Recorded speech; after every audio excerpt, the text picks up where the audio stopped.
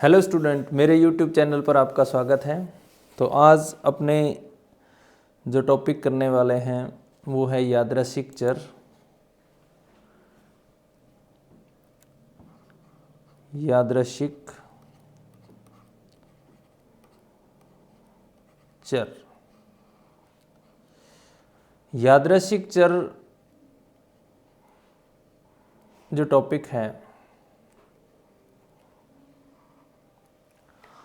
बिल्कुल आपके लिए नया है, क्योंकि जो पहले हमने करा है वो लगभग आप 10th क्लास से 9th क्लास से प्रोबेबिलिटी पढ़ रहे हो। 9th क्लास से फिर 10th क्लास में आए, फिर 11th क्लास में आपने पढ़ी, तो लगभग मिलता जुलता सा टॉपिक था। यादृच्छिक चर जो है, रैंडम वेरिएबल बोलते हैं इसको, ये टॉपिक आपके लिए बिल्कुल नया है। तो इस टॉपिक पे बात करने से पहले हम देखें जो हम सैंपल स्पेस निकालते हैं। जैसे मैंने बोला कि एक सिक्के को उछालने पर तो हम कहते हैं हेड टेल। दो सिक्कों को उछालने पर head tail, head head head head tail, tail head और टेल टेल। इस टाइप के हम सैंपल स्पेस देखे हुए हैं आपने। तो एक सैंपल स्पेस अगर हम 3 बार उछालें एक सिक्के को तो इस टाइप से बनेगा।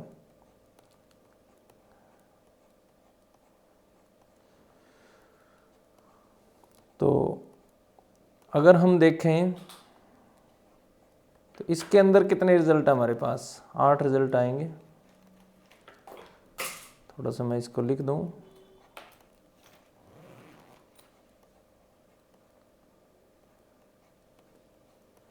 तो ये हमारे पास 8 रिजल्ट हैं। अब यादृच्छिक चर जो होता है ना स्टूडेंट, वो एक प्रकार का क्या रहता है, एक प्रकार का फलन होता है। फलन क्या होता है? एक प्रकार का फलन ही तो रहता है। एक प्रकार का ये फंक्शन होता है। एज ए फंक्शन आप इसको बोल सकते हो कि एज ए फंक्शन ये काम करता है। और इसका जो डोमेन रहता है वो हमारे पास समष्टि रहती है। डोमेन जो रहेगा ना,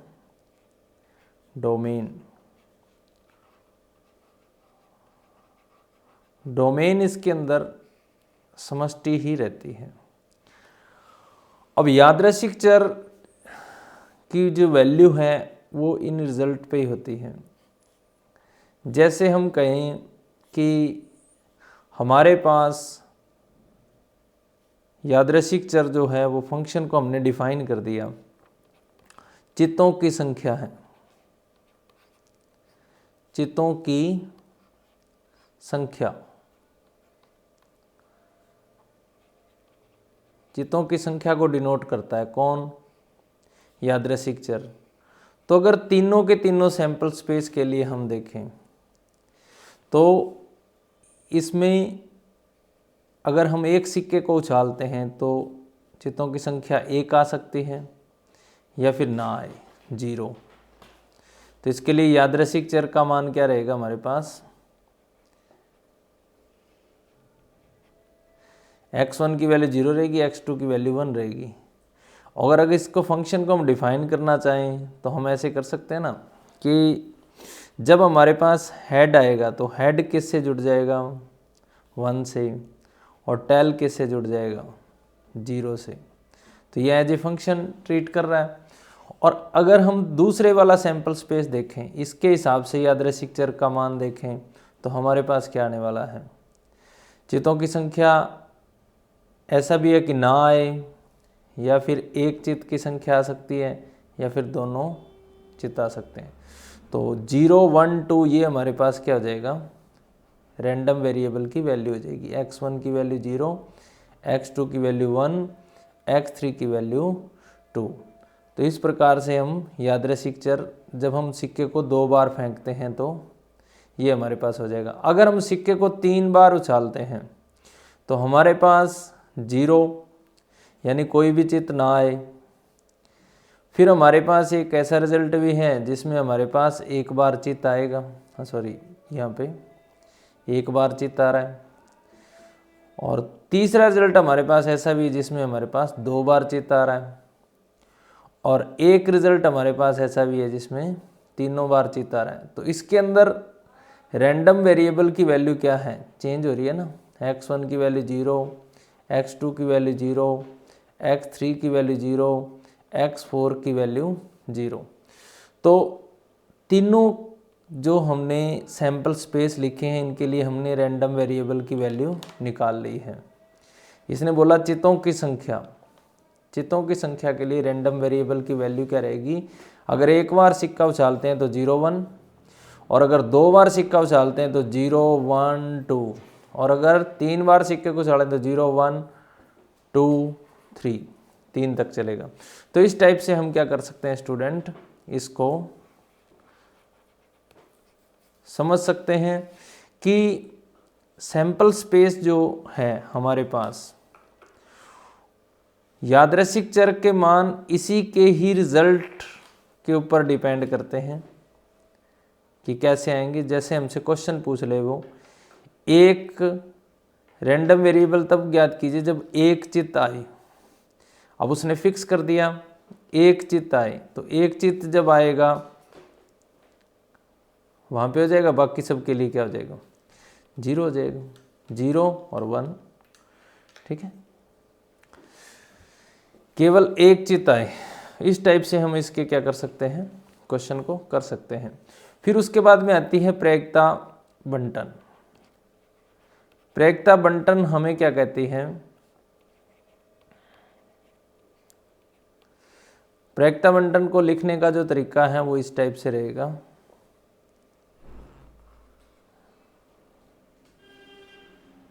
जैसे हमारे पास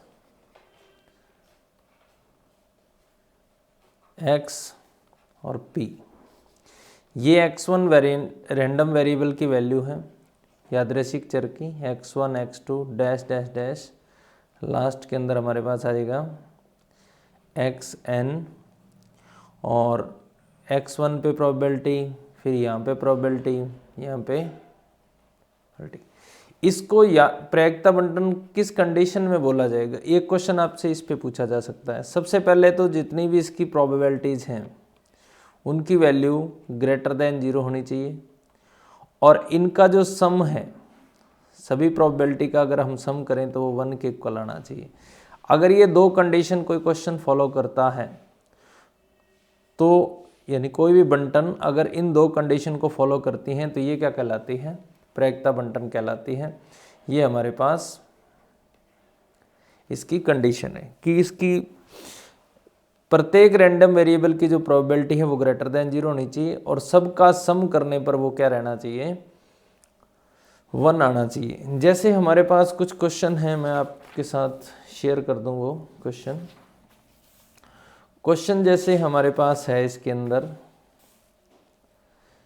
जिस टाइप का क्वेश्चन, इम्पोर्टेंट न्यू टाइप का क्वेश्चन ही समझ लो आप।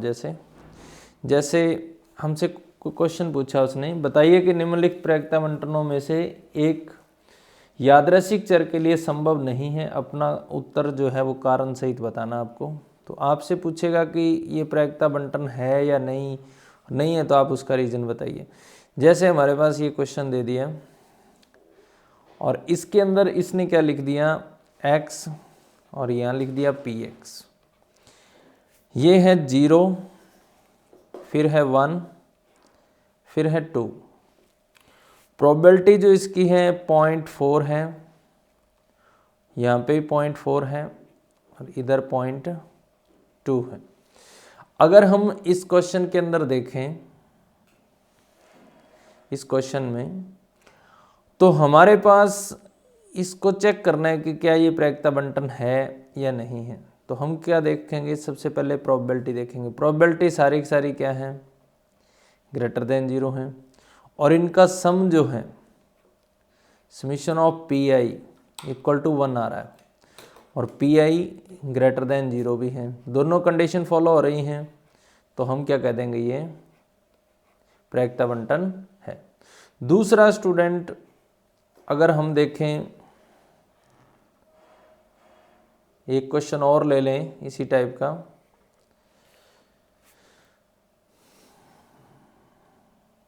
x px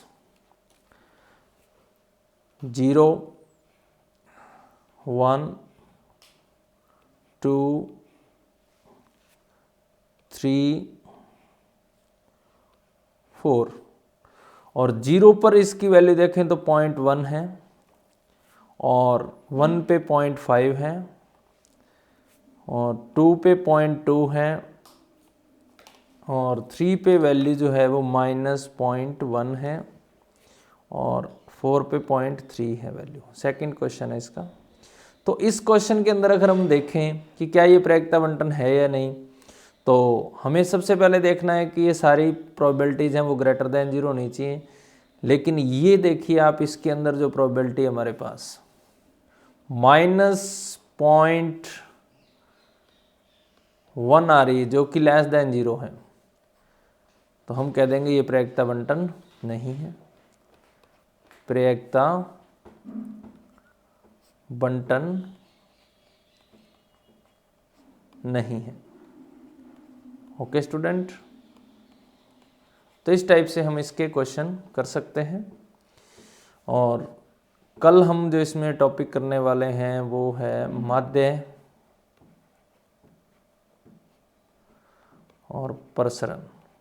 इसके क्वेश्चन हम देखने वाले हैं कल का जो अगले वाला वीडियो आने वाला है। तो आज जो हमने चर्चा करी है वो यादृच्छिक चर पे चर्चा करी है। यादृच्छिक चर एक विशेष प्रकार का फलन है, विशेष प्रकार का क्या है, फलन ही है एक, ठीक है, जिसका डोमेन क्या रहता है, सैंपल स्पेस रहती है और इसकी वैल्यू डिपेंड करती है जैसा हमें क्वेश्चन गिवन करेगा। तो बहुत ही अच्छा टॉपिक है, इजी सा टॉपिक है। तो कल हम दोबारा फिर इसको देखते हैं। तो धन्यवाद।